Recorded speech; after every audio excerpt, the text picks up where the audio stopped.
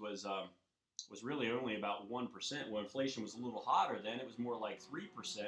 So, in other words, my loans were going to get all else held constant. My wages, if my wages were rising with inflation, my loans were going to get easier to pay by not paying them right away. So I didn't. Sometimes when I'd have extra cash, I actually was able to put that in a savings account. Specifically, I did it with Ally Bank because it's an online bank. I could get 3% nominal rate from Ally Bank uh, when my student loans were like 1%. It didn't make sense to take the money out of the bank to pay the loans off right away. I mean, I made my payments, but to make an excess of my payments didn't make sense for me because I was acting like a bank. I was getting paid more by putting it in the bank than I was paying for it for an extra like $400 or $500. That's how much I might have had at a given time. I could have made an extra payment, but I just held off on making the extra payment because really I was comparing two nominal rates, but the inflation difference is what was really kind of driving that, I suppose you could say. Um, just things to be aware of for you that might be helpful. I hope that makes sense. Um,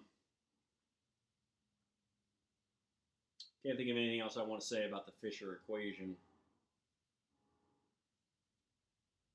Oh, that's what I wanted to say. I also, by doing that, I could enjoy a liquidity premium.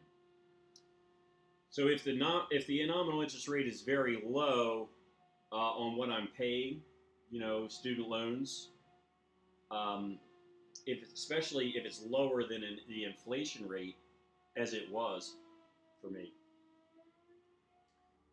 putting any extra money I had toward them especially didn't make sense because suppose I did get in a crunch for money, keeping it in a savings account, especially a savings account that paid more than the loans were costing me, was double benefit. I was making a little bit of real buying power by keeping it in the savings account. But also, if I got in a pinch, I had the money. Whereas if I paid off the loans, I wouldn't have had that liquidity. Liquidity is the ease with which we can convert something to cash. Well, there's nothing more liquid than cash. So having it sitting in a savings account, an online savings account where I could, would have taken me 24 or 48 hours or something to withdraw it into cash. So it's not totally liquid, but it's very liquid. If I had a problem where I needed to pay a bill, I had it sitting there.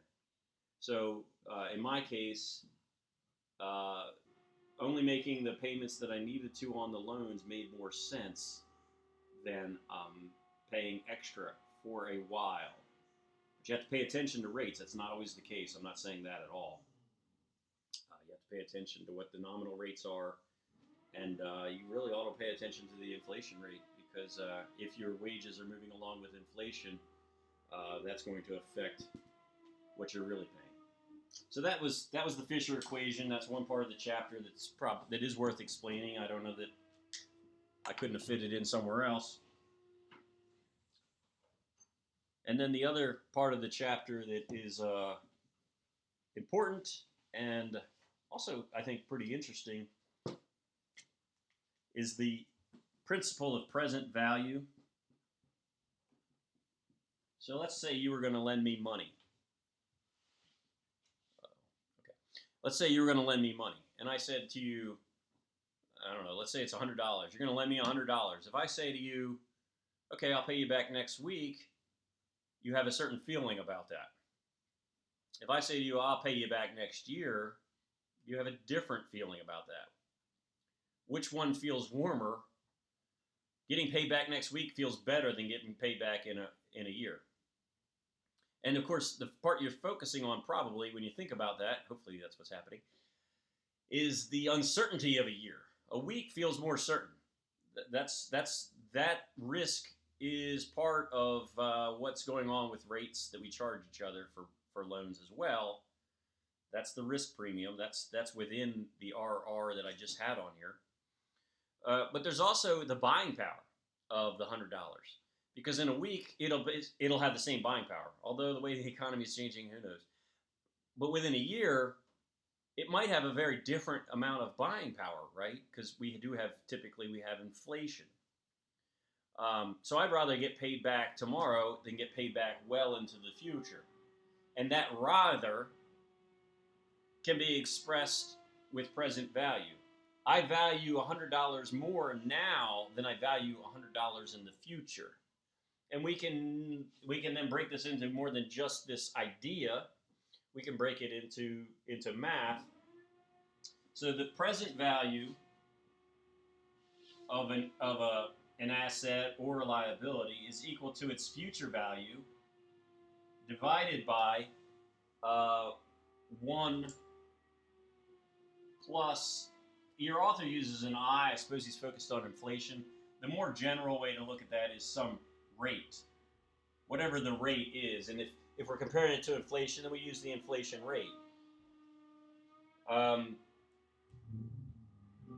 So if we have inflation at 3%, 1.03, $100 now divided by 1.03 would be, I don't know, $96 or $97. That's how much we value it now, because it's going to be eroded in its buying power in the future. These terms can be rearranged. Future value, then, is just equal to future value is what? Present value times 1 plus the rate. I always found it easier to start here, because if you have something $100 and it's paying, you buy a certificate of deposit at a bank. Let's use easy numbers. You can't find this today, but let's suppose the numbers are easy. You buy a certificate of deposit at the bank that pays 10% annual return. Well, your present value, what you're putting in there, the principal is 100. We know at the end of the year, if it pays 10%, what's it going to be worth? We know it's going to be worth 110. We did that in our head. So what I'm saying now is, what are we doing? Well, it's going up by 10%. So the way that 100 can become 110 mathematically is to be 1.1 or 1.10 to stick with the 10 times the 100. So think that through. 10%, 0.1 is 10%. I just converted myself. It's multiplied by 100. That raises confusion. 0.1 is 10%. 0.25 is 25%. 0.20 is 20%. 0.10 is 10%. You got to keep the base, so 1.10 times the 100 gets you the 110. That's how we can predict how something will be in the future, is to raise it by its rate plus 1 now. We do that all the time in our minds, especially with easy numbers like these. This is what we're doing in our minds. Well, if that's feeling comfortable, then this isn't all that.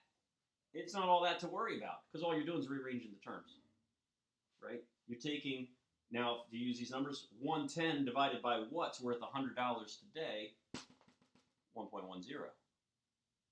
It's just a rearrangement of these terms. So I find it easier to start with future value as a concept to grasp, even jot that down, and then work on present value. And if this is as exciting for you as it is for me, it actually is exciting for me.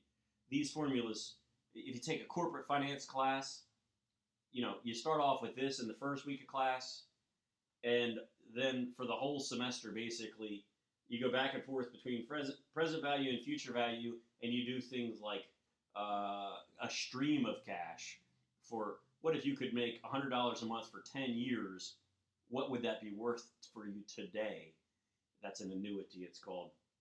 And then you do things like, well, what if you get $100 a month for 10 years, and at the end of that, you get a $1,000 payment? What's that worth to you today? So you use this same backbone to build on. You compound interest and things like that. But it's all this. This is the backbone on which all those things are built on. I think that's all from the chapter that really merits discussion. Hope you're having a great time.